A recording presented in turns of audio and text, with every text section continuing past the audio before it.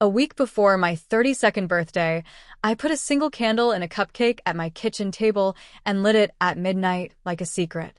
It was strawberry, boxed mix, icing from a can. I ate it with a spoon because I hadn't bothered to find a clean knife, and the flame burned a little tunnel into the frosting like a meteor. The wax smelled like vanilla for a second before the scent got swallowed by the apartment, by the paper and old wood, and a hint of bleach from the load of towels I'd left in the washer. I didn't make the wish. I just watched the candle and thought about all the years I'd made someone else's wish list. My sister's birthdays were always a production. Theme parties, homemade banners, rented chairs, favors tied with ribbon I ironed flat so the bows looked crisp. 10 years of crafting her nights, while mine slid by like bad weather. Sometimes I told myself it didn't matter. My birthday was just a day, and Kara loved the spectacle, and I was good at making the spectacle happen. But something happens to you when you've been the stagehand for too long. You start memorizing exits. We live in Marion, Ohio, which is the kind of town that tries to sell you on its festivals. Popcorn Festival, Bluegrass Festival, a craft market where the jars of soap smell like fields you can't see from the highway. There's a hospital with long beige hallways where the fluorescent lights hum even when no one is there, and a pediatric ward in Columbus, where I learned the geography of grief by walking it. My sister, Kara, is 3 years younger than me. Our mom, Denise, says she didn't choose favorites, but the way she said my girls in public and my Kara when it mattered always felt like a riddle with the answer in the tone. Our dad, Rick, is the kind of man who keeps his good shirts in the trunk so they don't wrinkle and his opinions under his breath so they don't crack anything. When my niece Hazel got sick, our roles calcified. Kara became the photograph. Mom became the caption. I became the person who made sure the lights worked. The first time I realized I was planning Kara's life so she wouldn't have to live it, really live it with the mess and missed spots, was in the middle of a party I had organized in our parents' backyard. There were lanterns under the maple, and a cake that looked like a watercolor painting, and Hazel on my hip with icing on her lip, and Kara laughing like the sound was a gift she gave to the air.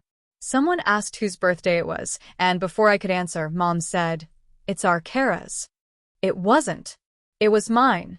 I didn't correct her. I wiped Hazel's mouth. I kept my hands busy. I told myself there would be time later, that birthdays were just a number, that grace was letting things go. But I felt something slide in me that night, like a bolt shifting in a lock. 10 years of planning for someone else had made me invisible even to myself. This year, I bought a pack of candles and a folder with a clear front pocket. I printed things on my lunch break at Marion General, emails, screenshots, bank statements I wasn't supposed to have, and slid them into the folder. It made a soft plastic sound when I carried it, like rain. I tucked it under the seat of my Civic and told myself I wasn't doing this to be cruel. I was doing it because of the smallest voice I had ever heard say the truest thing. The voice came from Hazel, from a recording I didn't know my phone had captured until I found it months after the funeral.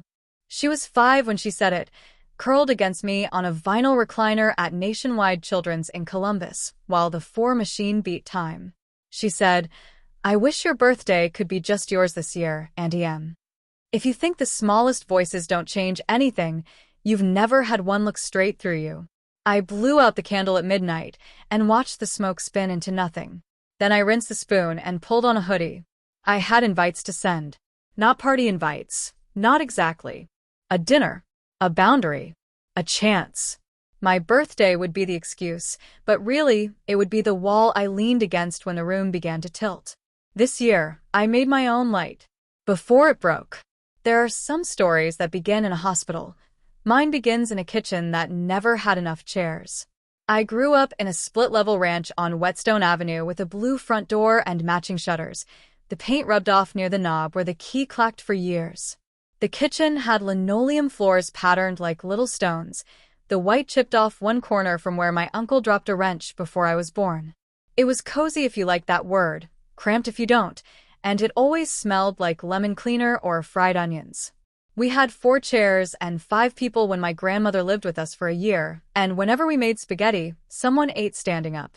Mom bought things in sets, matching towels, matching picture frames, and then ran out of patience putting the last picture in. She liked symmetry the way other people like music. If a tablecloth went crooked, she twitched. She called it attention to detail. I called it control, even if I didn't have the word yet. Kara was the kind of kid people liked without trying. She had those hazel eyes that looked green, then brown, then sunlit gray, and a way of flopping onto couches like she was already in on a joke. I was quiet, taller than most girls, had always down in a book or a list. Kara would open the freezer, see the ice trays crooked, and laugh. Mom would see them and push them straight with the back of her hand, tiny little adjustments all day long. My birthdays were in late March, when the snow sometimes pretended to be done, and then came back one more time, just to prove a point. Kara's was in July, dead center of summer. The backyard made itself available for July, and so did the neighbors, the kids on the block, and the weather. March was a wild card. My first memory of my birthday is candles blown out with my jacket still on. You could say that's logistics, not love, and you'd be right. But logistics is the language families speak without knowing it. By the time I was 12, I had turned logistics into fluency. I learned that if I swept, Mom made banana bread, and if I folded laundry, we listened to Fleetwood Mac. I learned Dad did better when given one clear task, not 5, and that if I handed him a list, he'd bring me back a candy bar from Kroger as thanks. I learned Kara got bored when the work didn't look like fun, but if I wrapped the job in glitter, she could carry it across the finish line. At 14, I made Kara's first official party. It was a Harry Potter thing because her friend group was still soft around the edges of childhood, and I found fabric cheap at the craft store, cut out house banners, and got Mom to buy dry ice. The cauldron bubbled, the kids screamed, and Kara hugged me so hard my shoulder popped. "You're the best," she said into my hair. "You're like magic." At 15, I told a boy I couldn't go to prom with him because Kara's recital was the same night. I sat in an auditorium that smelled like hairspray and roses, held my phone in my lap, and watched my sister move.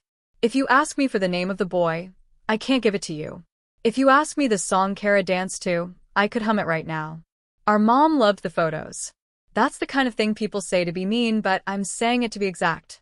She had a good eye. She knew where the light fell and how to hold candles, so the flame made your skin warm without setting your hair on fire. She hung prints on the walls, and our lives looped into frames. Kara in a tutu, Kara in a soccer uniform, Kara's varsity jacket, Kara's senior photos by that old brick wall downtown. I was there in the photos too, but as a shape to the side, dimmer, making the bow perfect. Mom never forgot Kara's birthday. Plans began in April. By the time the 4th of July fireworks shook the windows, she'd posted the event on Facebook and bought a little star chart from the party store to count down. My birthdays got mentioned the way you mentioned trash day. Matter of fact, functional, handled. Once in high school, Mom left a card on my pillow with $20 inside and sticky note attached that said, "Sorry work was nuts. We'll celebrate this weekend." The weekend burned off into something else. We never circled back. Was I hurt? How do you answer that growing up inside it? It's like asking a fish if the water stings. It's water. You breathe. Senior year, I got a job at Applebee's on East Center Street because Mom said if I wanted a car, I had to contribute. I found I liked the rhythm of it, a little chaos, a lot of muscle memory, tips folded into my pocket like tiny victories. I learned the faces in town that never went away. Mr. Thompson from the post office who always ordered the same thing and winked when I remembered it without asking. The high school couple who broke up and got back together every 6 weeks and always sat in my section like their script couldn't proceed without me. When I got my first car, a 2006 Civic with a dent like a dimple near the front headlight, I was 19, and my gift to myself was a road trip to Columbus to see a friend's dorm and eat sushi from a place that smelled like clean wood and salt. I told no one where I was going because that felt like proof, and because if I'd asked, Mom would have wondered out loud if I could afford gas. I listened to the National the whole way down and thought about how the highway makes you feel like you're the only person with a plan. I came home to streamers across the living room and a cake on the table. Congrats, Kara, in blue. She had gotten into the cosmetology program at Marion Technical College, the one she'd been talking about nonstop for months.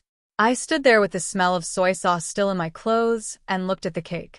Mom turned toward me, her hair freshly blown out, and said, "Oh, good, you're home. Help me with these candles."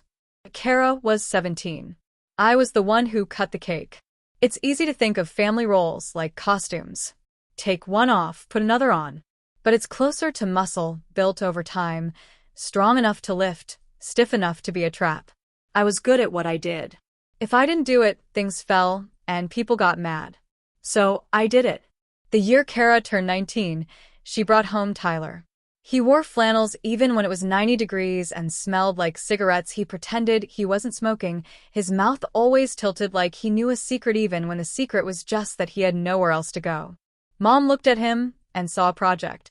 Dad looked at him and saw his own reflection 25 years ago, before the overtime, before the lines around his eyes could catch dust. I didn't see him, not at first. I saw Kara. She was bright the way people are when they're trying not to think about the corner they've turned. She kept twisting her hair into a knot and then shaking it loose, like her body couldn't decide whether to hold this or fling it away. When she told me she was pregnant, we were sitting in my car in the parking lot of Kroger, watching a man try to get a Christmas tree to fit into the trunk of a car that wouldn't close over it. "Don't tell Mom yet," Kara said. "She'll say it's a blessing and then make it about her." "I won't," I said. "We'll figure it out. I don't know anything about babies." She pressed her forehead to the steering wheel and talked into my lap. I was dumb. "You were human," I said. "You still are. You'll learn. Will you help me?" She didn't look at me when she asked it. Her voice was small, the edges gone. "I know that's not fair, but, of course." I put my hand on the back of her neck and felt the heat there. "Of course I will." Hazel was born in late January when the town was crusted over with dirty snow and the hospital windows looked onto parking lots with tire slush. Mom cried so hard she hiccuped. Dad paced the hallway like he could find more oxygen out there. Tyler held Hazel like she was a trophy and then like she might explode and eventually like he was thinking about what else he could do that night. I watched Hazel's tiny hands and thought, this is a person. Not my person, but a person. And then I thought, I would jump in front of a bus for you already. Kara wanted to be a good mother, and then she wanted to be a 20-year-old, and then she wanted both, and the wanting made her raw. Mom filled the gaps with lists and money and announcements. She bought baby clothes that made the dresser drawers stick. She set up a meal train and told everyone herself. She texted me at least once a day with a request. Pick up diapers, grab infant Tylenol, make a Target run. I said yes because what else are you supposed to say when your niece is 8 pounds and the thought of her out of milk makes your skin hot? On my 23rd birthday, Hazel had colic. I walked the hallway with her while Kara slept on the couch with her mouth open, dried mascara in little commas under her eyes. Mom worked late and then arrived with a grocery bag full of more noisemakers than anyone needed. The day turned into night, and then back into day again. I ate a bagel over the sink with one hand while Hazel screamed against my chest and thought, if I stop moving, what happens to her? That year I posted my own "Happy Birthday to Me" caption on Instagram and got 47 likes and 2 comments, one from an old coworker that said, "What with a string of rainbow emojis, like the message was a party on its own." I planned Kara's 20th birthday like a life raft. I booked the community center because the backyard was a mud field after a month of rain.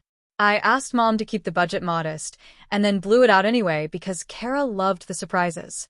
I strung fairy lights around the windows and made a slideshow of her through the years. Not because she needed more adoration, but because she kept making that face like the floor was shifting.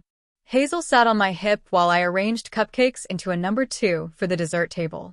She had jam on her cheek and a grin like someone who just discovered she had hands. "Say Mama," I told her. "Say Auntie M." She slapped my face with a sticky palm and laughed. I kissed her fingers and thought, okay, I can do this. I can do everything at once. Doing everything at once felt like love, and it also felt like a test. I was failing parts one didn't even know were on it. On my 25th, I went out with coworkers from Marion General to a bar that smelled like pine cleaner and beer, and Jules, she worked with me at the front desk, the kind of woman who could cut through a knot with either a laugh or a look, raised a glass and said, "To Maya, who keeps everyone else on the rails." I cried in the bathroom after, Because what if the rails were the wrong direction? I never said no. It's the confession and the origin story, and the thing I didn't realize was a choice. And then Hazel got sick. And then saying yes meant something I didn't yet understand. Pressure builds. Hazel was 5 when she got the bruise that didn't fade. It was early summer, the kind that made the sky look bigger, and Kara was back from a client's house where she'd done balayage on a woman who never stopped talking. Hazel came home from board games with my parents, her cheeks flushed, a purplish smudge blooming across the back of her leg like a storm cloud. "I must have bumped it on Nana's table," she said, breezy, and swung her feet under the chair as she ate macaroni. By the next morning, the bruise had spread fingers. I packed her a lunch and wrote a note for her teacher at Harding Elementary, a small rectangle of paper that said, "Fell at home. Watch for any dizziness," because I didn't want anyone assuming. Hazel rolled her eyes at me for the first time, tiny, playful, like a rehearsal for later, and I laughed into my coffee. 2 days later, she had a low-grade fever and 3 more bruises. Her gums bled when she brushed. The choice landed with the weight of a coin I couldn't unflip. I drove her to Marion General while Kara called Mom and said, "I'm sure it's fine." The air smelled like disinfectant and something warm. I sat on the plastic chair while Hazel kicked the frame of the bed and told the nurse about her science unit. "We made a cloud," she said. It was growing. The lab results came back, and a tech I didn't know well lowered his eyes and said a doctor would be right in. The doctor smelled like coffee and looked like a man who practiced being calm for a living. He explained blood counts and platelets in a voice like a lullaby and then said, "We need to transfer her to Nationwide Children's in Columbus. Our pediatric team is good, but they're world-class." Kara went white around the mouth. "For a bruise," she said, though the question knew its own answer. "It's a bruise." "It might be more," the doctor said gently. "We'll get you in an ambulance. You can ride along." I looked at Hazel and lied. "It's an adventure," I said. "I'll follow you down." I did not breathe properly for the next 6 months. Nationwide Children's lights are bright in a way that lets you see. The hallways are long, with animal stickers on the walls, like someone knew you'd need a reason to look left instead of at the floor. The first room they put us in had a view of the parking garage and a chair that unfolded into almost a bed and a smell that stuck to my clothes for weeks: rubber soles, hand sanitizer, sugar from the cafeteria. They took Hazel's blood again. They took it twice more. They spoke to us in a cadence that practically held our faces. "We're looking for a type of leukemia," the attending said. "All acute lymphoblastic leukemia is the most common in kids. We don't define people by their labels here, but we use them to fight smart. Do you understand?" "No," Kara said. "But keep talking." "You will," he said. "We'll make sure you do. If you think the worst part is the first time they say the word, you haven't waited for a scan. Waiting is a slice-by-slice unraveling. The minutes get longer and more narrow until you can barely fit your head down them. We waited for the bone marrow biopsy and counted breaths. We waited for the first chemo and made shadow puppets on the wall with Hazel's fingers because she thought my bird looked like a squirrel and I didn't correct her. Mom turned her anxiety into tasks, which is what we all do when we can't bear a feeling. She said, "I'll start a fundraiser to help with gas and meals," before they had even placed Hazel's port.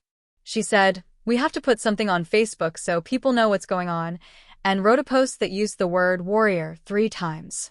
She took pictures of Hazel looking brave. She took pictures of Kara looking tired. She took pictures of me with my mouth set so hard it looked like someone had redrawn me with fewer lines. Kara leaned on me in the way that happens when you love someone more than self-preservation. We made a schedule that rotated by day. She took nights I could not. I took mornings she couldn't touch without shattering. Tyler came sometimes, sat in the chair with his hands clasped between his knees like he was in church, and then left with flimsy excuses that got flimsier. Hazel noticed. She always noticed. She didn't say much about it, which was worse. The first month was a cascade of acronyms. We learned them like a new language in a country we didn't want to be living in. CBC, ANC, LP. We learned to ask, "What's her ANC today?" and learned how to look at the nurse's face while she answered.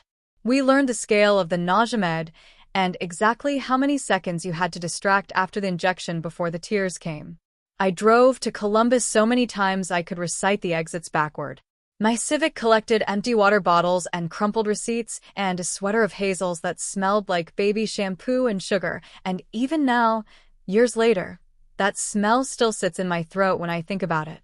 At the hospital cafe, there was a woman who put an extra slice of banana bread in my bag some mornings without looking at me, like she had some private quota to fill.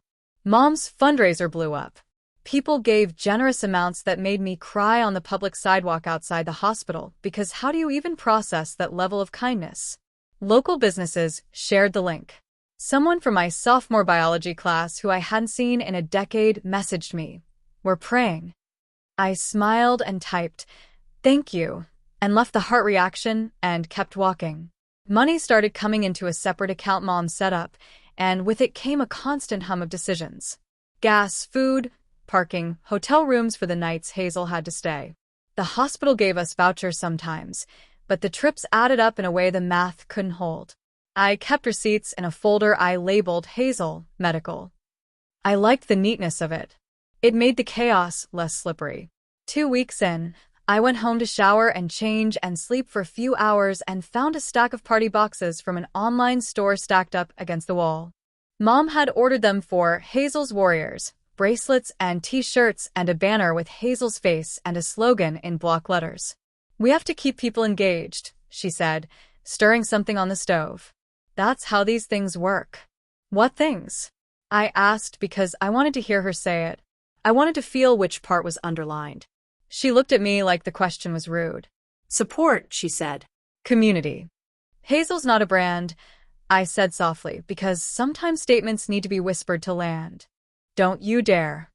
Mom turned, spatula still in her hand, expression sharpened to a dangerous point. "Don't you dare make me the bad guy for trying to provide. Do you want to pay for all of this yourself? Do you want Kara to burn out? Do you want to have to knock on doors for casseroles?" "No," I said, and put my hands up because my arms had muscle memory with this reaction by now. "I didn't say that." "Actions speak," she said, then softened, turning back toward the pot. "If I don't turn this into something people can hold on to, the attention will drift. And we need it. We need it for her." She wasn't wrong. That's the hardest part. She wasn't wrong. She just wasn't entirely right, and in that gap things grew. Hazel's hair started coming out in the shower in soft piles that looked like something small had curled up to sleep and then unraveled. Kara cried in the bathroom with the fan on, leaning against the counter, like it could do something. Hazel watched me in the mirror while I helped her gather what was left into 2 pigtails and said matter-of-factly, "It feels like my head is somebody else's." "We'll make it yours again," I said, because lying is an act of love when the truth is too heavy to lift. We bought headbands. We bought hats with little ears. We made a game out of each one and posted pictures when Hazel felt like it. She loved the one with cat ears, wore it to the playroom the hospital had built to make the hours bend a little easier. When Mom pressed for more posts, I said no. She called me a gatekeeper, like it was a slur. I let the words slide off me like I was made of Teflon. I was not. I was paper. But sometimes paper can cut. My 20th birthday was a Tuesday. I worked the morning shift at the hospital, processed discharges like a machine, then drove to Columbus to take the middle-of-the-night slot with Hazel so Kara could shower in her own bathroom and sleep in her own bed. Jules brought me a cupcake at the front desk with a crooked candle and said, "Make a wish, babe." I didn't know what to wish for. The only wish shoved other wishes out of the way. When I walked into Hazel's room, she looked up at me and said, "Happy birthday, Auntie M." And I almost cried so hard I threw up. "Who told you that?" I said, sitting down carefully so I didn't disturb the line taped to her chest. She rolled her eyes at me again, an older move, and said, "I remember things." "Smart," I said, voice stuck in the doorway of my throat. "I made you something." She pointed to the nightstand, and there was a folded paper heart colored in with purple crayon, little scribbles outside the lines like the edges had made her excited. Inside she'd written, "I love you more than tacos and frogs. which was the highest possible honor in Hazel's language. "I love you more than anything," I said, and meant it in a way that scared me. We watched movies with the volume low and the subtitles on. They pumped a bag of red cells into her arm from a bag that looked like gossip. The night nurse came in and asked me where I'd gotten my sweater. I said Target. She said she liked the color. It was the ordinary overlaid on the unimaginable. Mom's fundraiser hit a number she posted about like it was a championship. People applauded in the comments. It was real help. It kept us afloat. It also changed the way rooms felt when Mom walked into them. She had a project now, a brightness that had a sharp edge, a purpose that could slice. Kara had good days when she braided Hazel's headbands and laughed so loud you could hear it in the hallways. She also had days when she bought a bottle of white wine on her way home and drank it in the bath and texted me long, run-on missives that made me want to drive to her apartment and wrap my arms around her so tight she'd have to change shape. Tyler left for good at some point when the story of him in this family grew too heavy for him to carry or too boring for him to bother. He took a backpack and a set of clippers and left behind a daughter with a photograph of him tucked in a drawer and a story I couldn't edit.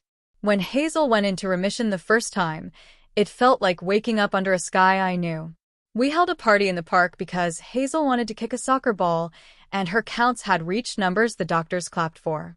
We made cupcakes with green frosting because she said green tasted like outdoors.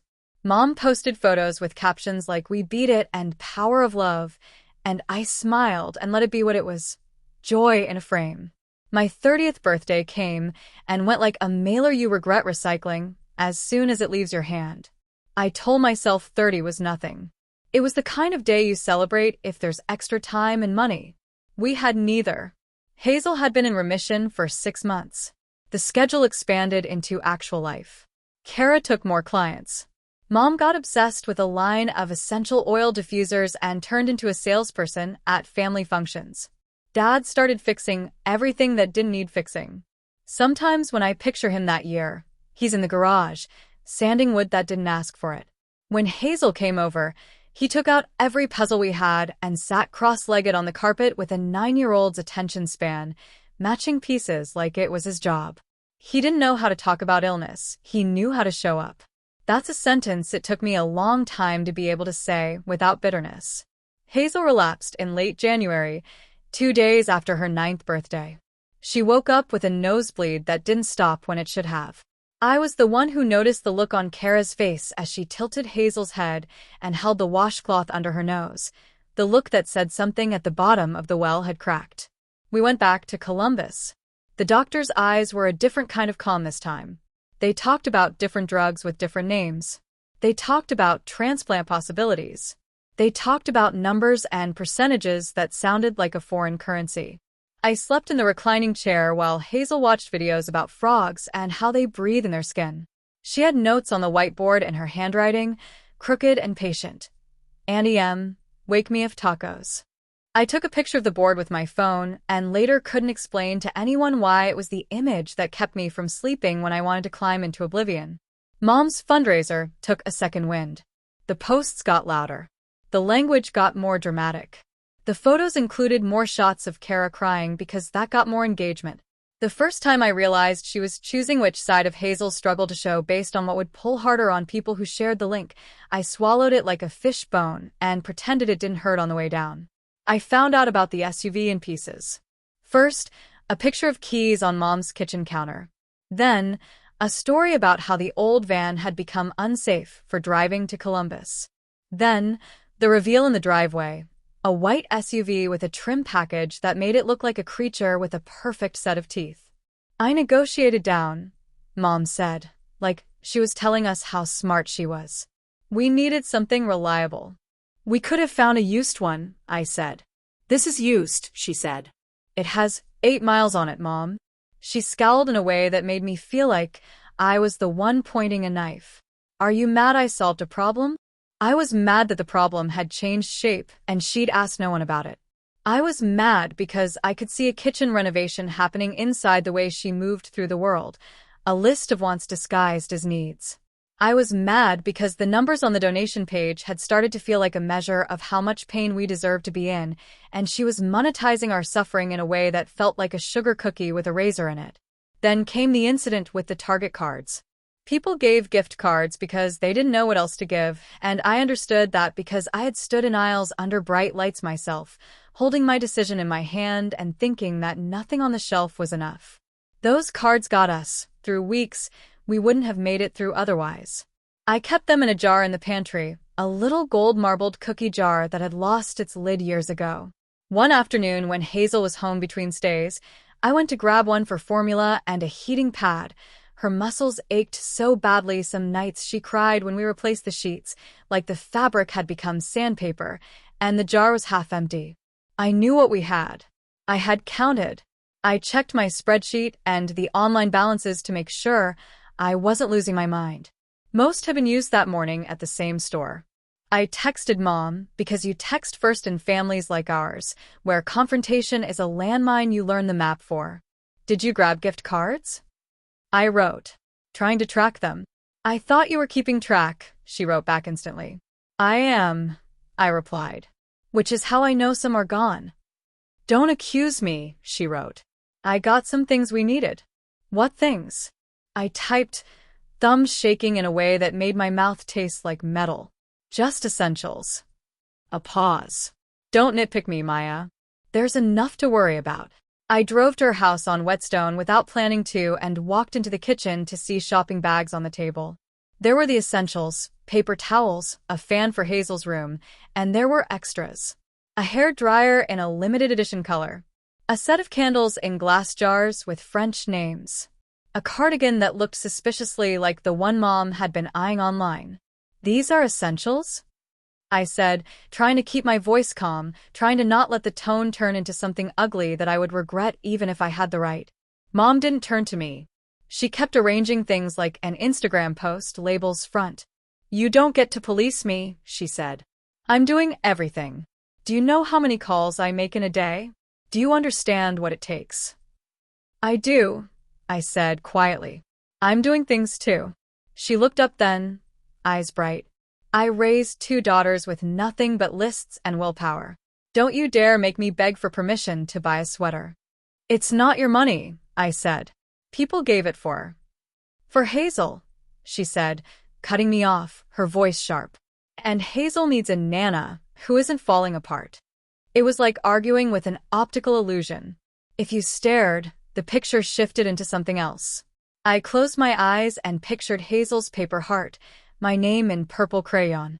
I told myself we needed the room to be functional, that I could choose the battles that would save us. I walked out with the fan and 2 rolls of paper towels and didn't take the cardigan out of the bag.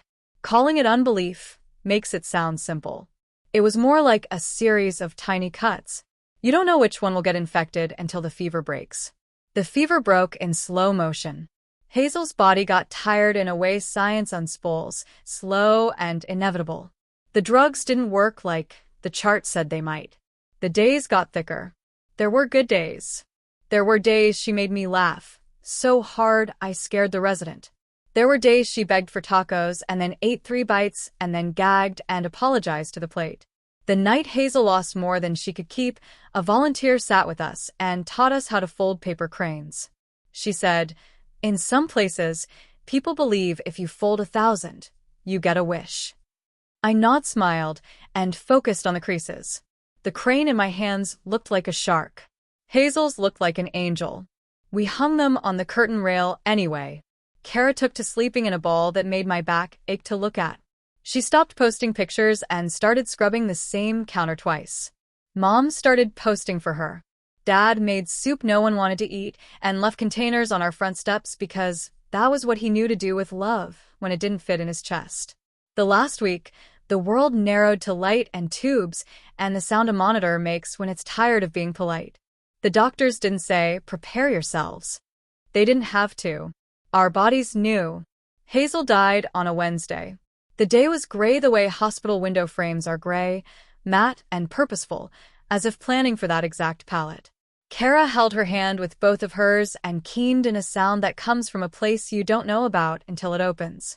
Mom pressed her hands flat on the foot of the bed, like she could hold it in place. I sat in the chair I had slept in so many times and thought about how, when you love someone, their absence doesn't look like an empty space. It looks like what you can't see around forever. We planned a funeral, because that's what you do. You make decisions about flowers and photographs in a room that smells like worn carpet and coffee with powdered creamer, and you think, this cannot be real. But it is. People came. They hugged us and said things they meant and things they didn't know how to mean. They brought food and filled the silence with their own stories and left me with a feeling I was both drowning and being pulled to shore at the same time. Mom designed the program like it was a brochure. She used Hazel's headshot from the fundraiser with the best light and wrote a poem that wasn't hers without saying it wasn't. She sold T-shirts at the reception for the scholarship, even though no scholarship existed yet, and when I asked about an account for it, she said, "I'll handle it." We stood by a table with photos and a jar for donations, and I watched cash go in like rain. I watched Mom slide the jar toward herself with a movement so subtle you could miss it if you weren't looking. I watched Kara go pale, and then blank, and then, for a minute, not in the room. It wasn't that I didn't trust anyone. It was that the person I should have been able to trust had turned into someone who wanted to hold everything and call it care. I started printing things out, fundraiser statements, bank transactions that weren't mine but looked the same everywhere, messages from people who had given and gotten back only a pastel thank you. I didn't do it to punish. I did it because when people choose a story over the truth, sometimes having the numbers matters. After we buried Hazel, after the last of the casseroles dried out and got tossed, after the cards stopped coming and the silence in the house got louder, I sat at my kitchen table with a folder open and a coffee gone cold and realized that whatever my birthday was going to be that year, it wouldn't be a cake. It would be a line drawn on a map. A boundary you could run your finger along and know which side you stood on. I wasn't ready to burn the bridge, but I was ready to take my feet off it. And I was tired of pretending the smallest voice I had ever loved hadn't told me the simplest truth. "I wish your birthday could be just yours this year, Annie M.," Hazel had said. I wished it too. For the first time in my life, I wanted to make that wish true with proof instead of hope. I didn't need permission. I needed a plan. In the weeks after the funeral, grief made my apartment sound different. The refrigerator's hum felt louder. The street outside my window somehow got quieter. I learned where to set my coffee so it didn't rattle the spoon and make me jump. I brought home a plant from Hazel's room, a pot hose in a white ceramic pot with a hairline cracked down one side, and put it on my kitchen table like a living answer to a question no one could ask. Mom turned her grief into a calendar. She put together a Hazel's Day for the first Wednesday of every month.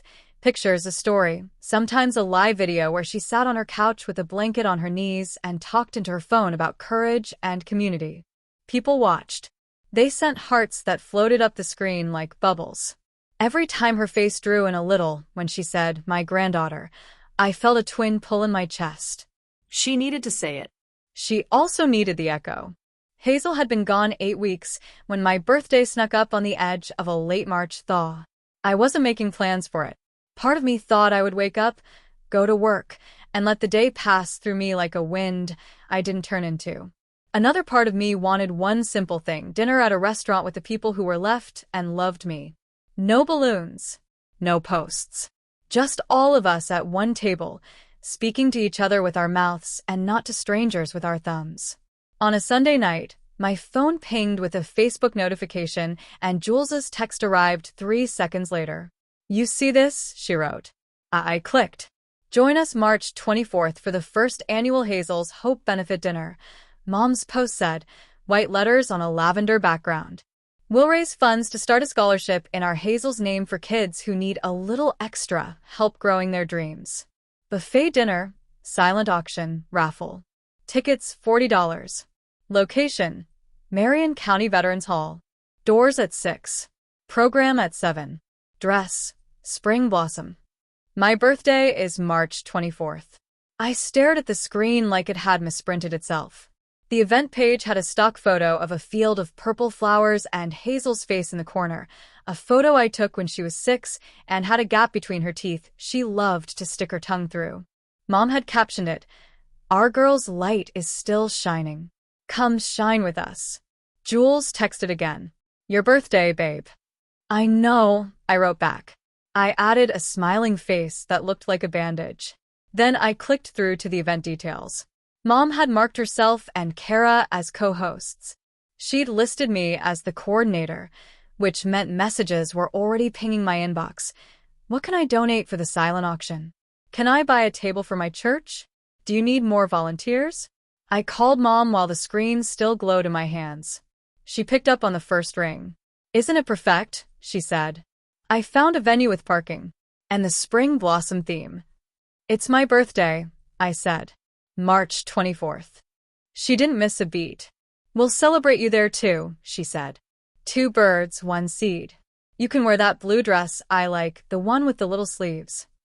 I don't want to share it with a fundraiser, I said. I want to have dinner with you and Dad and Kara. Just us. We're doing a good thing, she said, her voice dipping into that place where any disagreement with her was a moral failing. You care about the scholarship, don't you? I do, I said. That's not what I'm saying. You're always particular about your birthdays, she said, and I almost laughed out loud because the sentence couldn't find itself in any year we'd lived. Anyway, the 24th was the only date they had. That's not true, I said. The event page says you held dates the week before. Silence from her end. Then, people are paying attention now, Maya. I can't lose momentum. And we need to have a launch before Kara loses her nerve. It's my birthday, I said again. It felt small and enormous at the same time, like saying, I'm here, to a room that assumed you weren't. She sighed in a way that made me want to crawl out of my skin. I am trying to do something for our family. You can sulk or you can help, but you are not going to make me feel bad for moving us forward. She hung up before I could decide what else to say. Kara called 10 minutes later, voice thin. She asked me to approve it last night, she said. I told her I couldn't even think straight yet. She told me I didn't have to think just to show up. Her laugh was brittle. I can't be her show pony for this. Not now. I know, I said. I stared at the plan on my table and thought about the cracks that let things grow. We won't be. I thought, Kara began, then stopped. I thought maybe we could do your favorite place. That little Italian one by the train tracks? Dad always says the sauce tastes like Sundays. The warehouse, I said. I smiled without meaning to. That sounds perfect. Then let's do that, she said. No fundraiser. No speeches. I'll get Dad to tell Mom. She can have the benefit some other night. The next afternoon, Dad came by my apartment with a box of nails and a face like he was about to fix something with his hands because he couldn't fix it with the way the air moved around us. Your front step's loose, he said. Saw it last week. He knelt, set the nails in a neat little line beside him, and said, without looking up, your mother won't move it. I sat down on the stoop and watched his knuckles go white around the hammer. It's my birthday, I said. The sentence felt like a child bringing a teacher a leaf. I want one meal without a logo. I know. He spat into his palm for no reason and wiped it on his jeans. I also know your mother has her jaw set. It's like when the snowplow hits the end of the street wrong and the whole thing goes sideways. You can tell her no, I said. You could. He set the hammer down. He pressed his thumb to the top of the nail like maybe he could push it in with the weight of his body alone. You think I haven't tried? He said softly. You think I didn't want a quiet dinner? I don't know how to put it down, Maya. That woman has mop water in her veins. If there's a mess, she will mop. Even if the mess is her. It would have been easier if he'd been a villain. He was not. He was a man who had learned, decades ago, that the cost of resistance wasn't always worth the fight. He loved me. He loved Kara. He loved Mom. None of that love translated into the kind of no that would stop the event from happening. He looked up at me. I can come to your dinner early, he said. We'll sit on the bar side for a real meal. I'll sneak out before the speeches. Dad, I said. Do you hear yourself? He did. He looked like he heard himself. He set the hammer down again, hard enough to make the metal ring, and then he stood, legs stiff. Your mother said she needs the deposit by Friday, he said. She asked me for my card. I told her no. For what it's worth. For what it's worth, I repeated, and suddenly I was crying. He reached out for me and then didn't, his hands hovering in the air like birds that hadn't decided which direction to fly. 2 hours later, a payment left the fundraiser account for the exact amount of the deposit at the Veterans Hall. I knew because I had access to the notifications. I knew because I had set them up months ago when Mom asked me to keep an eye on things, and then forgot she'd said it aloud. I knew because I had been keeping an eye on everything for so long I could have drawn a map of a room I'd never entered. I sat at my kitchen table and opened the folder and began to slide in pages. Screenshots, printouts, a simple spreadsheet where I'd matched inflows and outflows like a math teacher trying to quiet a class with facts. I printed the event page and circled the date in yellow highlighter. I printed the photo she'd used of Hazel and traced the line of my niece's cheek with a fingertip like I could memorize it from paper. I was going to ask for an accounting. I was going to ask for the remaining funds to move into a restricted account overseen by people who weren't trying to hold their lives together by holding on to every lever. I was going to ask my mother to stop posting photos of a child who couldn't consent.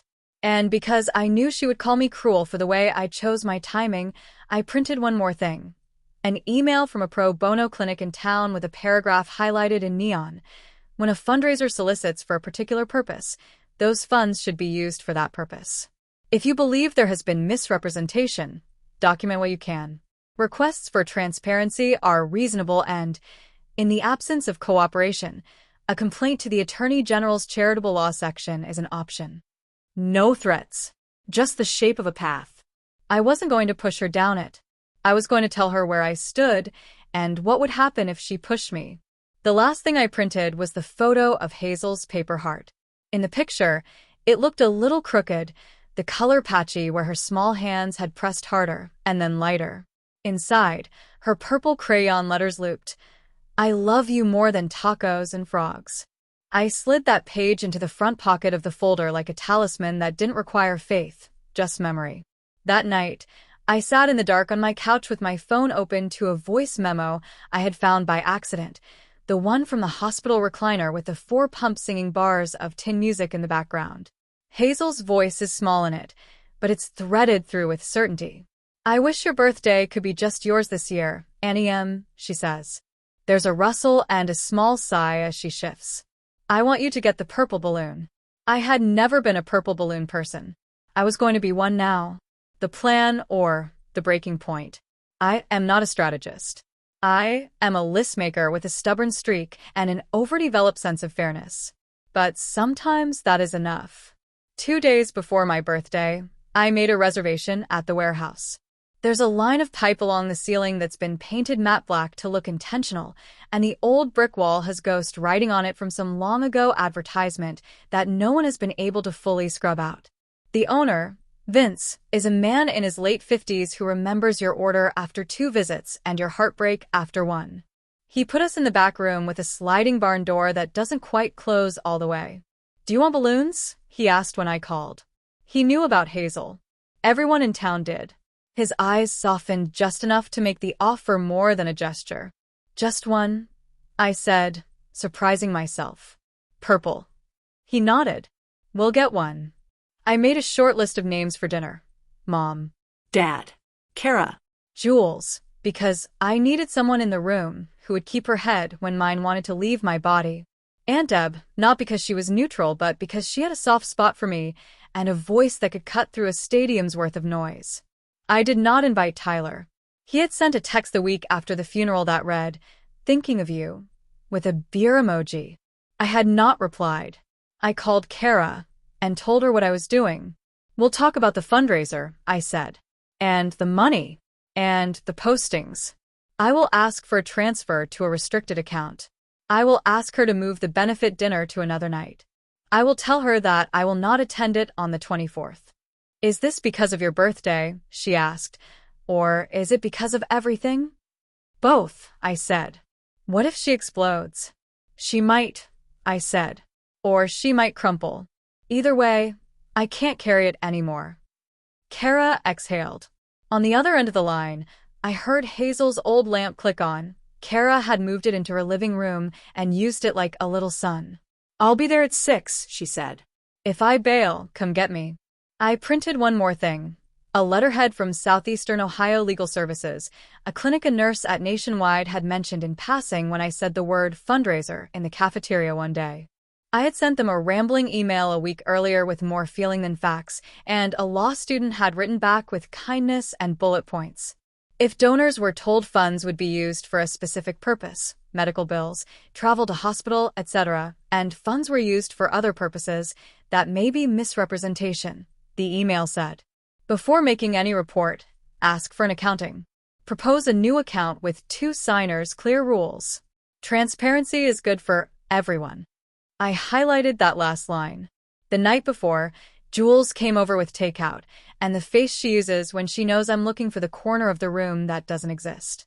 You don't have to set yourself on fire to keep people warm, she said. She says that whenever I start sentences with I just need to, you're allowed to want candlelight. Not a bonfire. I feel like I'm making a scene, I said. Like I'm choosing a day I know she's marked to make a point. You're choosing a day that belongs to you, she said simply. You're asking people who say they love you to sit at a table and hear you. That's not a scene. That's a boundary. What if I can't say it? You can, she said. But on the chance you can't, I'll nudge your ankle under the table. You'll hate me for a second, and then you'll say it. I laughed. You know me too well.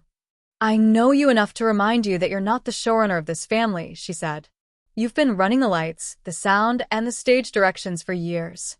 The production is canceled. New season. New rules. After she left, I put the folder in my tote bag and then took it out and held it. It felt heavier than it looked. The plastic warmed in my hands. I slept with it on the chair beside my bed like a guard dog. The day of my birthday, Marion tried to be spring. There was a wind that made my hair fly around my face when I walked from my car to the hospital that morning. I worked a half shift, scheduling follow-ups and trying not to check my phone every 15 minutes to see if Mom had posted any updates about her Hazel's Hope benefit.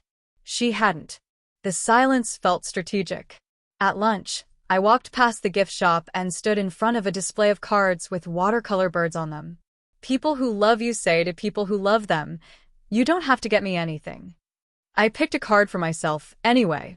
It had a cardinal in a tree, and the inside was blank. I wrote, "Happy birthday. You are allowed." I put it in my bag. It felt like contraband. At 5:30, I pulled into the lot behind the warehouse and sat in my car listening to the engine tick. Vince and his crew were already bringing out platters for the party in the main room, a retirement dinner for a teacher from Pleasant High. I could see the purple balloon through the window in the back, hovering against the brick like a moon. Kara arrived at the same time I did. She had her hair braided back and a jacket over her dress because she gets cold when she's anxious. She hugged me with her arms wrapped tight around my shoulders and then hugged me again. I brought a copy of my bank statement, she said into my hair, in case she says she paid for everything out of her pocket. Okay, I said. I brought everything else. Aunt Deb texted to say she was on her way. Jules walked in with a gift bag that clinked and a bright, unapologetic grin. For after, she said, handing it to me. No matter what, there's a tiny bottle of champagne and a chocolate bar the size of a brick. God bless you, I said, catching myself using a phrase I didn't mean and didn't need. I mean, thank you. She squeezed my hand under the table as we sat down. We need a code word, she whispered. If you want to abort. Turn off the oven, I said. That's my code. Of course it is. She laughed quietly.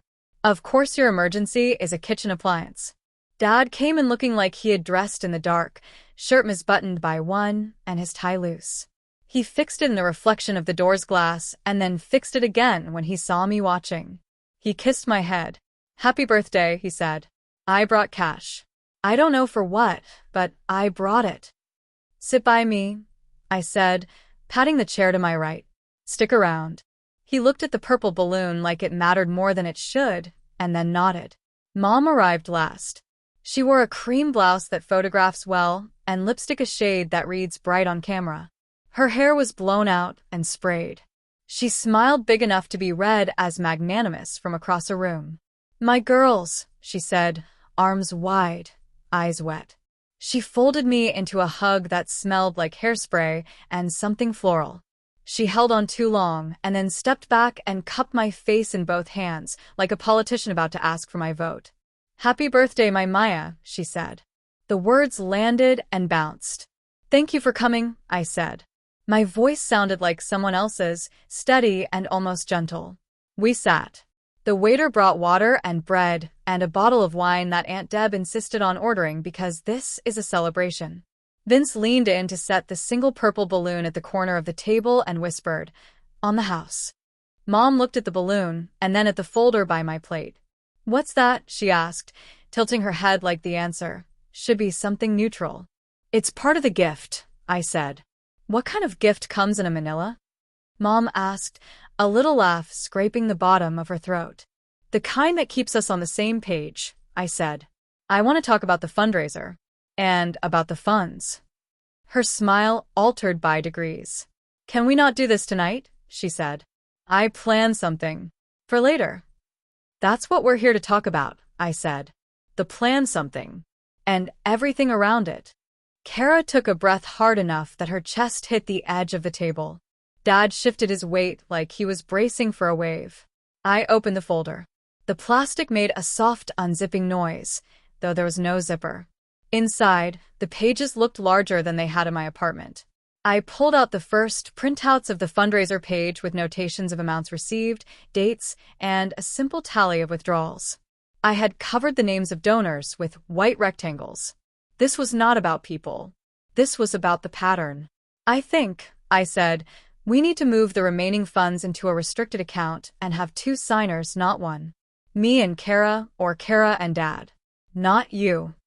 Mom's eyes narrowed, then widened like she decided surprise was the more flattering option. "Excuse me," she said. "You're asking me to relinquish?" "I'm asking you to share," I said. "It's called governance." "Governance." She laughed fully now, almost delighted by the ridiculousness she could make out of the word. "Who are you, the IRS?" "Mom," Kara said quietly. "Please." I slid the second page across the table. Target gift card balances, and a set of receipts with dates. On these dates, there were several purchases. A hair dryer, a cardigan, candles. Some housewares, a blender, a set of knives. Not all were ours. Mom stiffened. "Are you keeping a ledger on me?" "I'm keeping a ledger on Hazel's money," I said. "On money people gave because they believed it would help her. Or help us get her to treatment. We used it for gas," she said, and she was right. "We used it for food. We used it for parking for hotels, for missing work. We used it for a car to get us to Columbus without dying on the interstate. You used it for a new SUV," I said, careful to exclude the judgment from the words. "A model that didn't need to be that model." She lifted her chin. "Do you want me to show up with my head in my hands and ask strangers for rides?" she said, voice low and dangerous now. "Do you want me to wash my shame in the sink in the hospital bathroom for all to see?" I provided. I made sure we were safe, and in the process, I said, "You forgot to ask. You forgot to tell us. You forgot that for Hazel isn't a slogan. It's a trust." Dad put his hand over mine. It surprised me how large it was. "Let her finish," he said to Mom, and Mom paused, something like hurt flickering across her face because he had chosen a side even if he didn't know he had. I pulled the third page. The event post. "March 24th, I said. "You scheduled a benefit on my birthday. You listed me as the coordinator. You used money from the fundraiser for the deposit. We need to begin the scholarship," she said. "If we don't announce, we will lose donors. Engagement dies without activity. People move on." "They can move on," I said. "They're allowed. We're allowed. You don't get to use my birthday as a marketing date." "We can sing you happy birthday there," she said, and for a second I saw the genuine thought. She had told herself this was multitasking, not manipulation. "We can all be together. That's what matters." "What matters," I said, "is that you don't understand the difference between family and audience anymore." The table held its breath. The waiter came back and set down a platter of bruschetta like it was a shield. He glanced at the purple balloon and decided he didn't need to ask any questions. I took out the letter from the legal clinic. I asked a lawyer. I said, what to do? She told me that transparency is the path forward. I don't want to shame you. I want to make sure we don't hurt anyone else while we try to heal ourselves. Mom stared at the paper like it had tried to bite her. You asked a stranger? She said, each word its own sentence. You went outside the family? I did, I said. Because inside the family, I get called ungrateful when I ask for a balance. Mom's breath came fast. Her hands were steady because she was making them be steady. Do you want me to write you a receipt for the last 32 years? She said, voice louder now. A couple at the next table turned their heads. Mom lowered her volume, but the heat was undimmed. Do you want me to itemize the hours I held you when you had the flu? The nights I sat in bleachers? The rent I paid when your employer cut your hours? What exactly do you think you're owed, Maya? I think Hazel is owed a legacy that isn't built on a lie, I said, shaking a little now. I think Kara is owed a say in how her daughter's name is used. I think I am owed a dinner where I'm not a banner. Kara placed her bank statement on top of mine. This is all I have, she said quietly. I'd like to know what's left. I'd like to know where it's going. Aunt Deb, bless her, cleared her throat in a way that made Dad jump. This does not have to be a courtroom, she said. But Denise, I will say this. If there is nothing to hide, there is no reason to balk at a second signer. Mom rubbed her temple like she could erase the room. You're enjoying this, she said, looking at me. You're finally getting your piece. You're finally the star of your own show. The words were so pat I almost laughed. Instead, I reached into my bag and pulled out my phone. I opened the voice memo and set it, face down, next to my plate. There's something I want to play you, I said. If you, Mom began, but Kara put a hand on her wrist. Listen, Kara said. Her voice had gone flat, the way voices go when they are too tired to support their own weight. I hit play. Hazel's voice, small and sure, came out of the little phone speaker. I wish your birthday could be just yours this year, Annie M., she said. The clink of the 4 poles sounded like faint wind chimes in the background. I want you to get the purple balloon. Mom put a napkin to her mouth. Her eyes flashed like deer in a high beam. I found it by accident, I said softly, because shame wasn't the goal here, clarity was. I think about it a lot. That's what this is about. Not hurting you. Not punishing. Just taking that wish seriously. Making it into our rules. Jules nudged my ankle under the table, and I realized I had been holding my breath. I let it out. The waiter, sensing the shift, slid a plate of chicken parmesan in front of Dad and vanished like a magician's assistant. I pulled the last page from the folder, the one with blank lines. So here are the terms, I said. Tonight, we agree to move all remaining funds into a restricted account at Marion Credit Union. 2 signers, Kara, and me. Dad can be third, if that makes everyone more comfortable. We write guidelines. Medical bills Kara still owes, grief counseling, a small summer science camp scholarship at Hazel's school. We do not spend on cars, clothes, or vacations. We cancel the benefit on the 24th and reschedule it for June if we decide we even want it at all. We stop using photos from the hospital. We stop using Hazel's name to get likes. And we post a simple accounting so donors know we honor their gifts. Mom stared at the paper. For a second, her face softened into something raw and honest.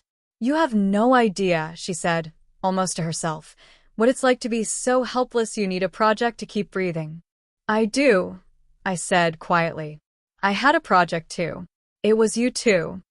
Mom looked up then, fury and grief pinwheeling in equal measures. She grabbed her purse and stood. I cannot believe, she said. On your birthday. On my birthday, I agreed. That's the point. You want me to sign that, she said. Now. I'd like you to, I said. She laughed, a sound like a snapped ruler. No, she looked at Kara. If you go with this, don't call me when the gas bill is due. How did it become about the gas bill? Kara said, her voice shaking. Mom. Please. We're drowning. You're drowning because you refuse to stand up, Mom snapped. You've always been like this, waiting for your sister to carry you. It was a sharp cut meant for Kara, and it worked. She flinched like a punished dog. Then she straightened. No, she said, and the word was small and perfect and round. That's not true. And even if it was, none of this lets you use Hazel like a brand. Sign it. Mom looked at Dad, maybe expecting rescue. He stared at the salt shaker. Then he looked at me and picked up the pen from the table. I'll sign, he said. I know it's not legally necessary, but I'll put my name on it. Because it's right. He signed his Rick Ward on the line that said acknowledged. He slid the pen to Kara. She signed, her hand steadying after the first letter. Then the pen sat there like a little metal sword between us. Mom's mouth was a straight line. I will not be bullied, she said. No one is bullying you, Aunt Deb said. They're building a fence and telling you where the gate is. Mom stared at the pen for a long beat. Her hand twitched like she might reach. She didn't. She grabbed her purse again, set $100 bill on the table like she was feeding a meter, and walked out, her heels biting the floor.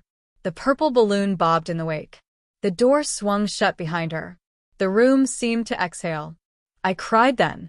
Not because I'd won, this wasn't that kind of night, but because the thing inside me that had been clenched for 3 years had finally opened like a fist letting go of a coin. The waiter appeared with a plate of spaghetti for me and a glass of water, and a look that said, "We've seen worse." Jules reached for my hand. "You did it," she said. "Did I?" I said, and then laughed, wet and stupid.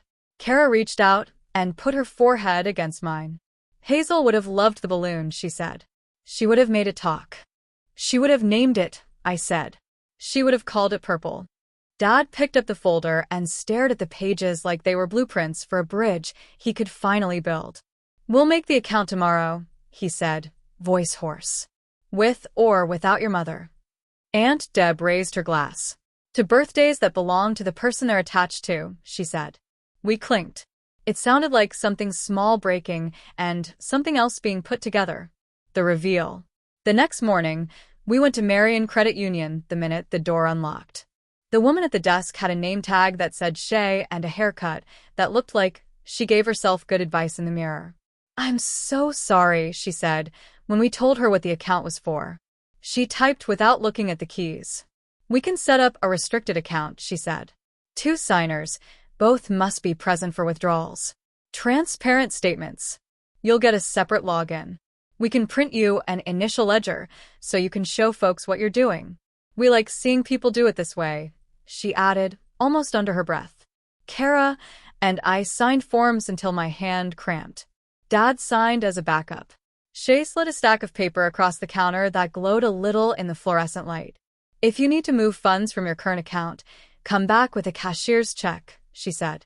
We can get it into the right place. Thank you, I said, the words feeling insufficient. We'll be back.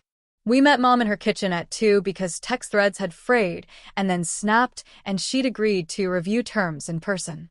She had the fundraiser laptop open on the island, a spreadsheet on the screen with amounts that matched mine within a few dollars. The white SUV sat in the driveway, polished to a shine, like a rhinoceros at the wrong zoo. We are not my enemies, I said, before she could set the tone. I am not trying to take anything from you. I am trying to make sure we give everything we have left to the person it belongs to. And who is that? She asked. Hazel is gone. She couldn't say the words without a catch. It made me love her against my will. To her memory, I said. To her mother. To the life we still have to live without feeling like we did something we have to hide.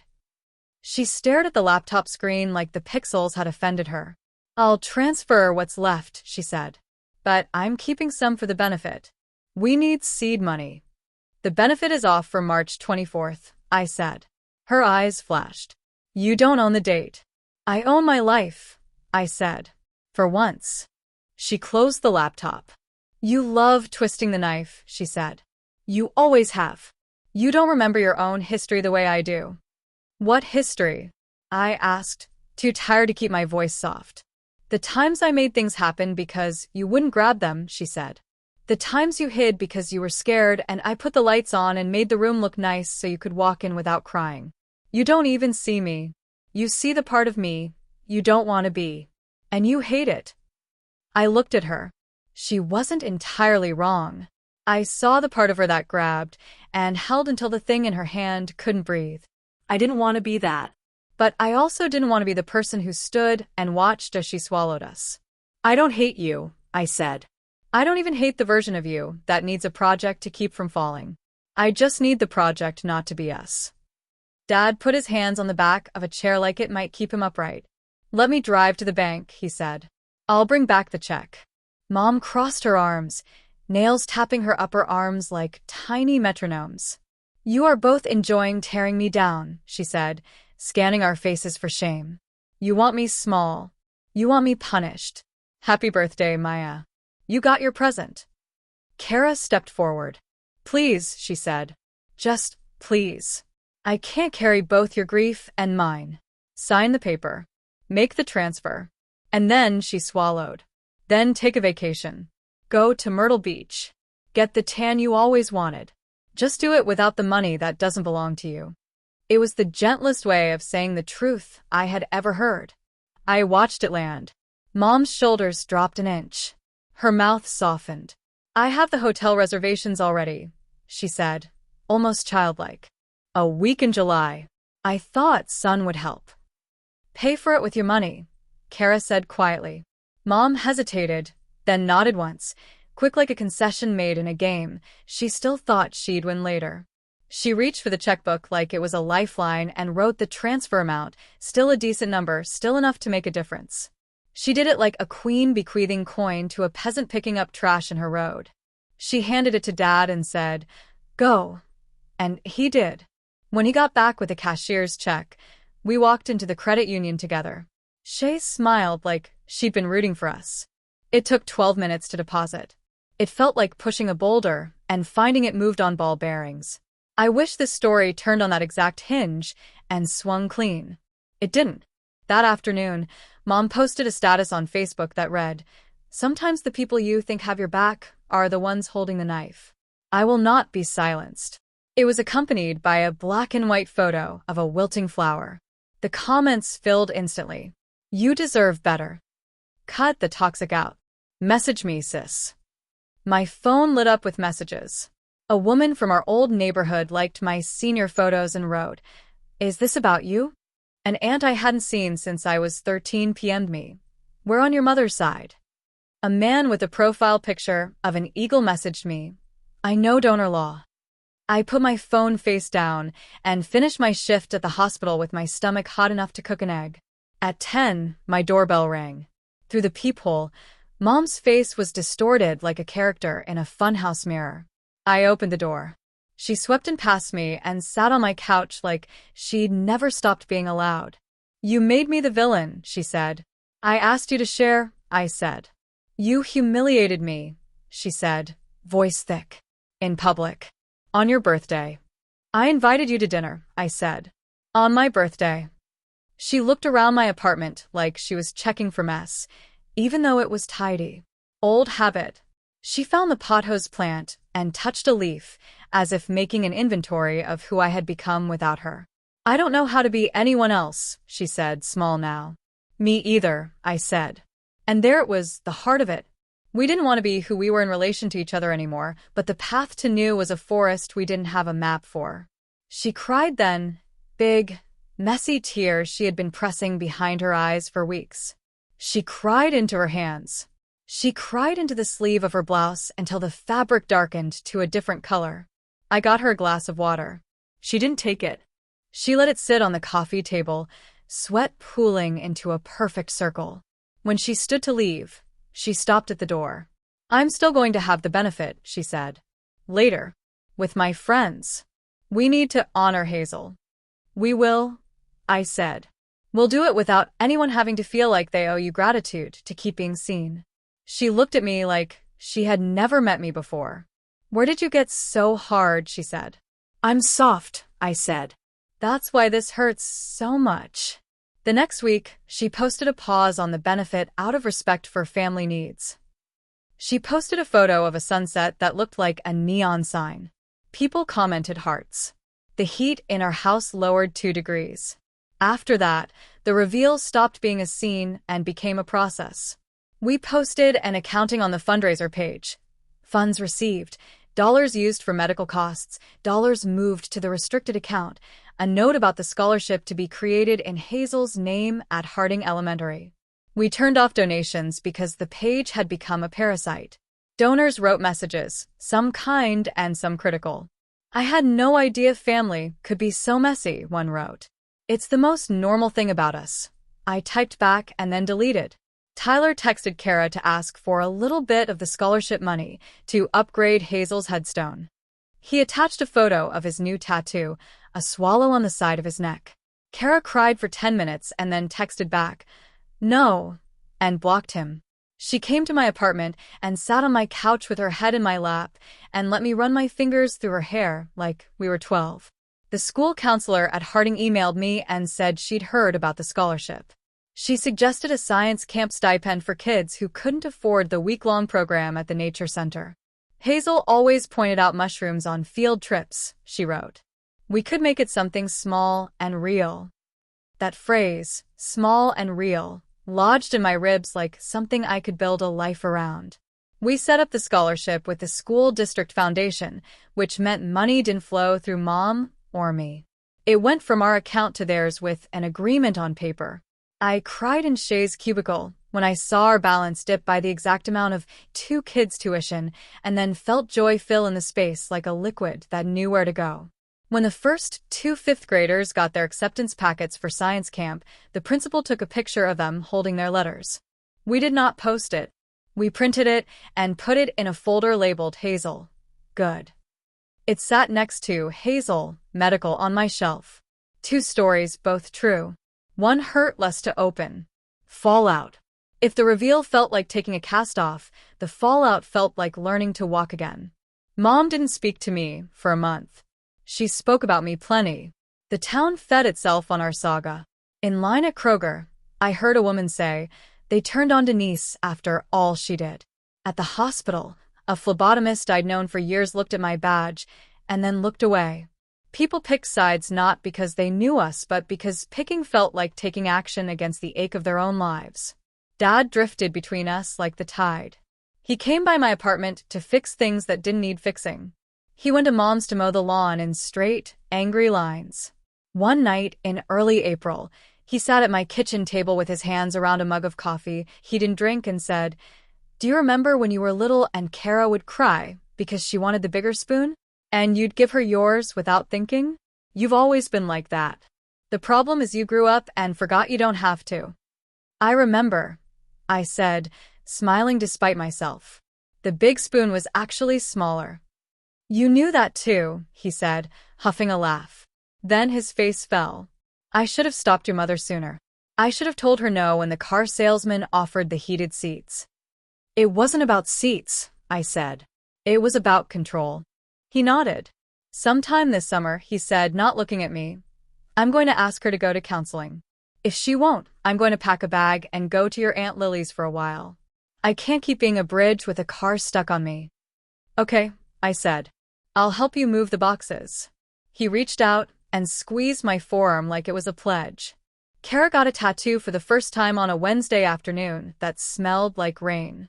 She picked a tiny origami crane on the inside of her wrist. For the night we folded, she said. For the promise we made. I went with her and held her hand, even though she didn't need me to. We ate tacos afterward, and she ordered one for Hazel and wrapped it in a napkin and put it beside her on the booth seat. For later, she said. I didn't ask. Jules started coming over on Tuesday nights with a jigsaw puzzle and wine and a rule, no talking about Facebook. We watched movies and swapped stories about our shifts until the edges of our lives softened enough to sleep. She never asked me to forgive my mother. She never told me time would fix it. She said, "We'll make your kitchen a place that holds you." And then she did, brought plants and good dish towels and a rug she found at a thrift store that was exactly the right blue. 3 weeks after my birthday dinner, I got a voicemail from a woman at the Ohio Attorney General's office. We received a complaint. she said, her voice polite and disinterested, and would like to ask you a few questions about a fundraiser run by your family. My stomach dropped to the floor and slid under the couch. I called back and spoke to a man who asked straightforward questions like, were donors told funds would be used for specific medical expenses, and do you have records of withdrawals? He didn't threaten. He didn't reassure. He took down names and said thank you and hung up.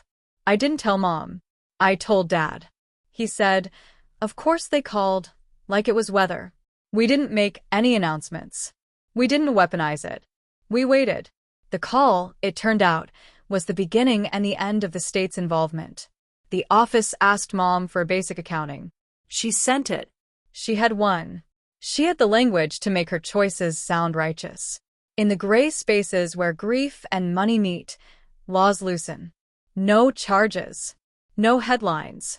Just a file number on a letter no one needed to see. Which is to say, sometimes the thing that changes a family is not an authority figure in a suit.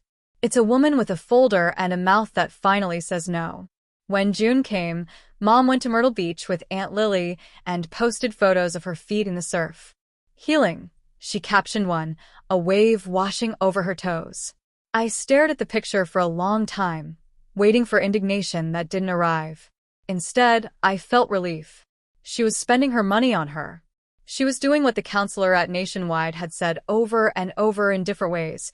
Every member of a family finds a different raft. While she was gone, Dad moved his tools into the spare room as if lining them up could make the house less lonely. Kara and I organized Hazel's things.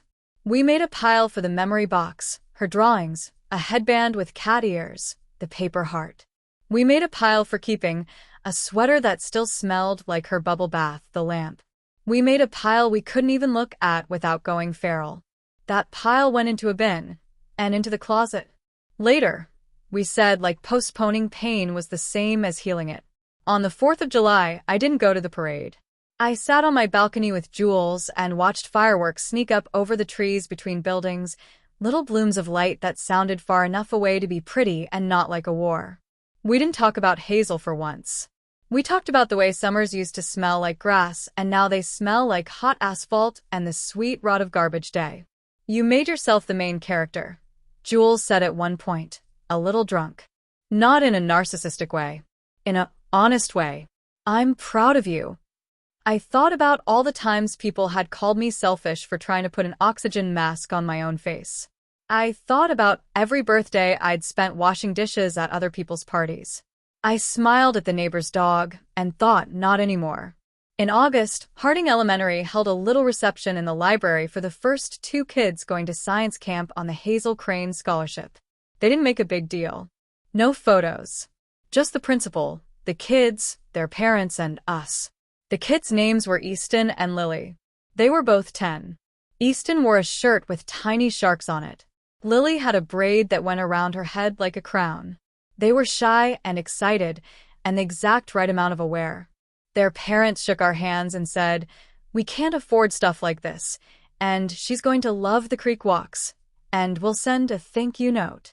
I nodded and swallowed a lump that tasted like salt and paper and let myself have the feeling without adding meaning to it. On our way out, the school counselor pressed something into my hand, a note from Easton that said, "I like frogs," and a paper crane Lily had folded for me. "For Hazel," the counselor said. "We've been folding some in the art room." I put the crane on my dashboard, and it rode with me the whole summer, the beak making a tiny sound when I turned. Mom came back from Myrtle Beach with a tan, and a calm I didn't trust. She asked to meet for coffee. We sat at the patio tables behind the bakery where the breeze moved the umbrellas like the sky was talking.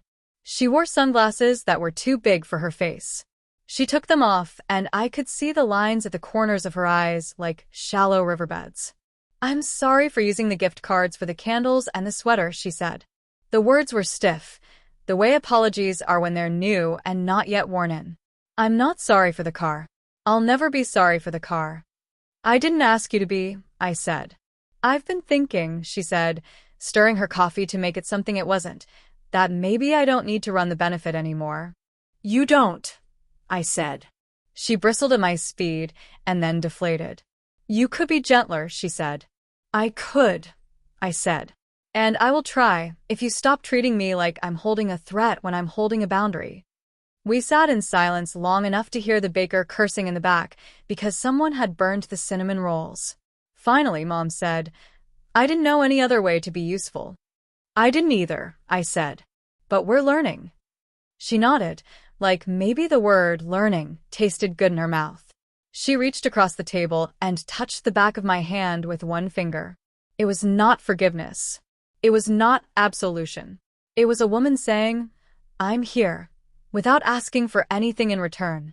The day after that, she texted me a photo of a purple balloon floating in someone else's ceiling at the Veterans Hall, the place she'd wanted to have the benefit.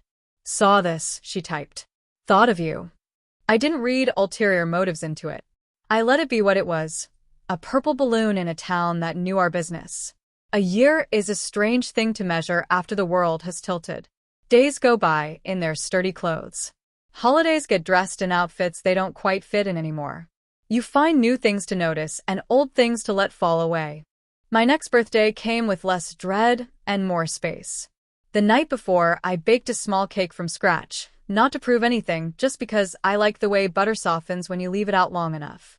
I invited a few people over.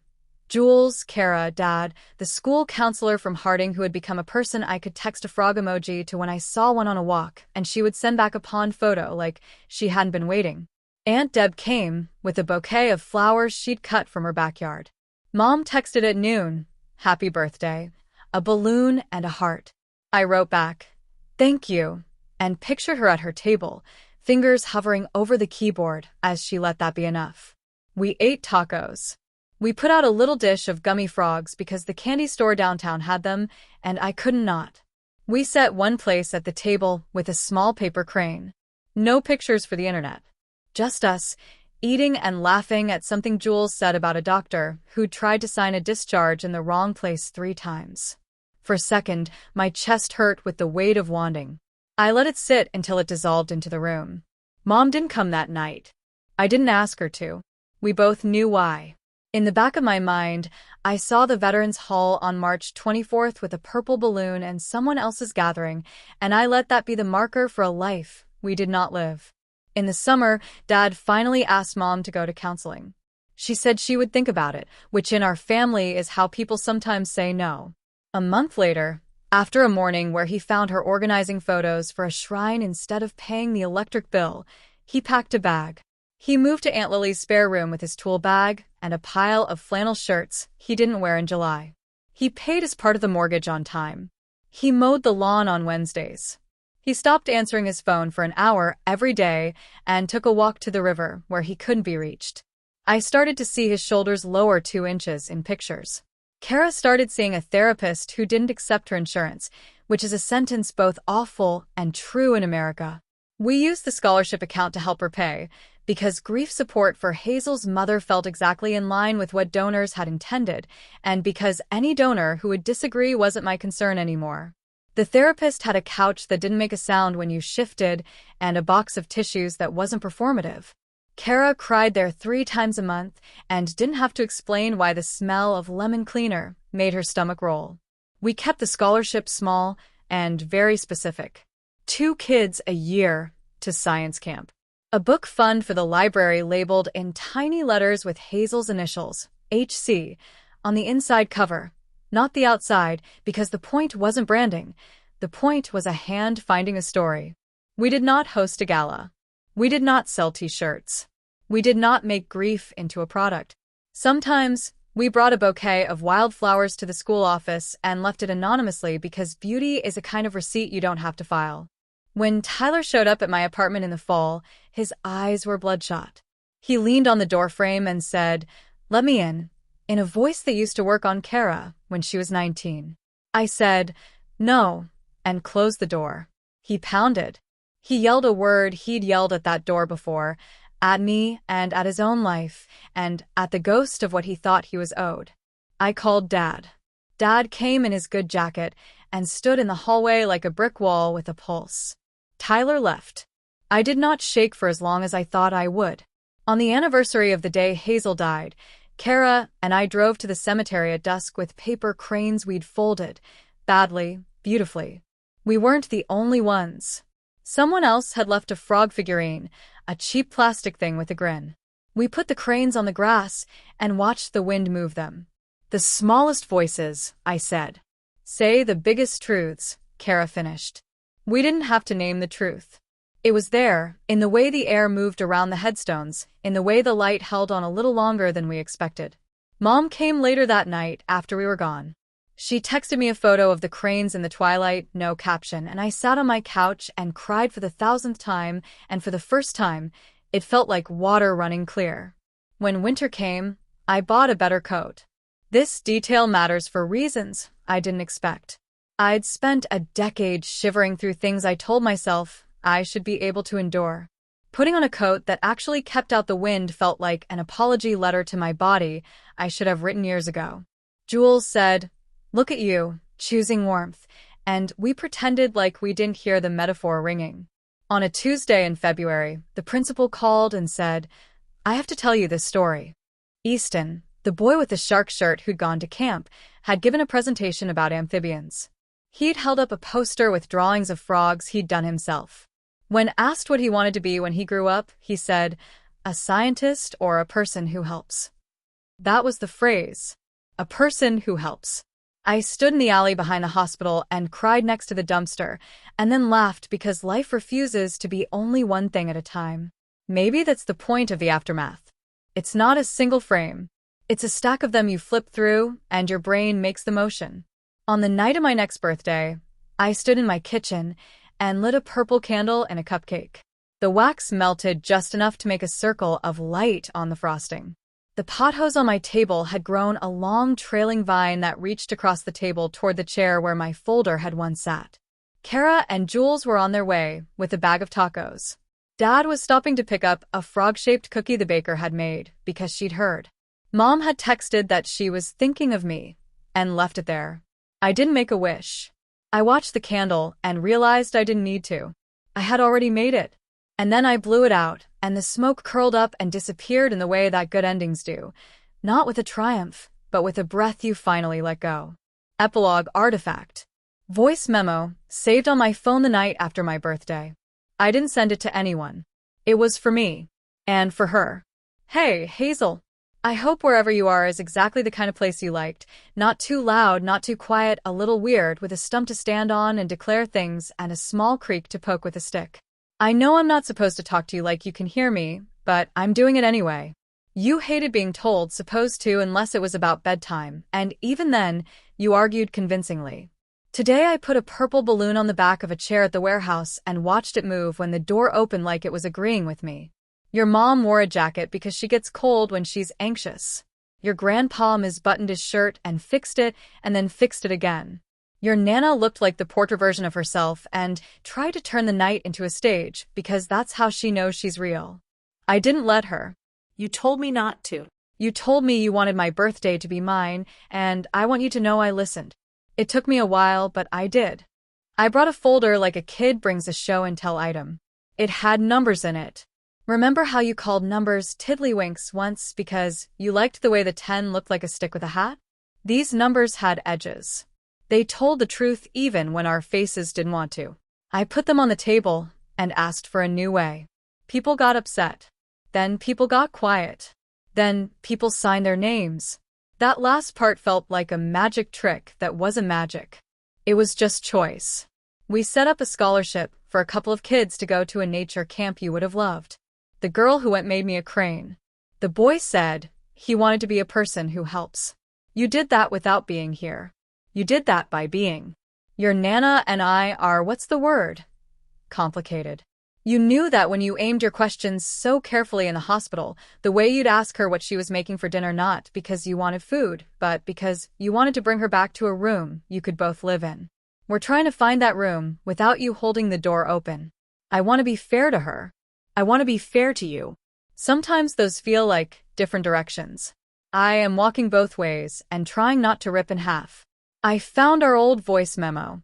The one where you say the thing that got into my bones and wouldn't leave. I listen to it when I forget who I am in this story.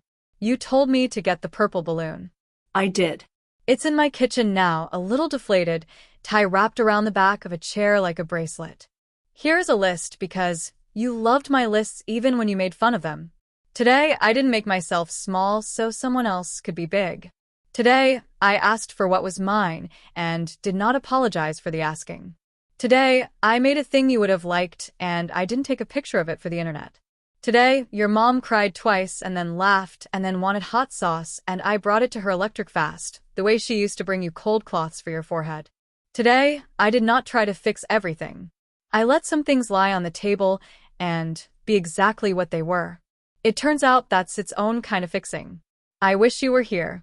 I wish it in a way that catches at my ribs. But I am learning to let the wish exist without making it a job. When I see frogs, I saw one last week, tiny, like a gummy candy hopped off the shelf and made a life. I say, "Hi, Hazel," because I am a person who loves and it makes me feel less like a live wire. I've been folding cranes. I'm terrible at it. They look like dinosaurs with head colds. Your moms are perfect, of course. Your grandpa's look like the bridge on his workbench. We hung them on your Nana's mantle, and for once, she didn't rearrange the line. She let them tilt and wobble and be weird on the string. And I thought maybe we're getting somewhere. I don't know if birthdays mean anything after you die. I know what they mean when you're here. They mean we chose you. We say it with cake and bad singing and candles that go out in one breath. I think I'm trying to keep choosing you and choosing me at the same time. That's the whole trick, right? The choosing. Okay. It's late, and I said I'd bring your mom donuts in the morning. She likes the ones with the coconut on top she pretends are for other people. I'll tell her a joke in your voice, and she'll know.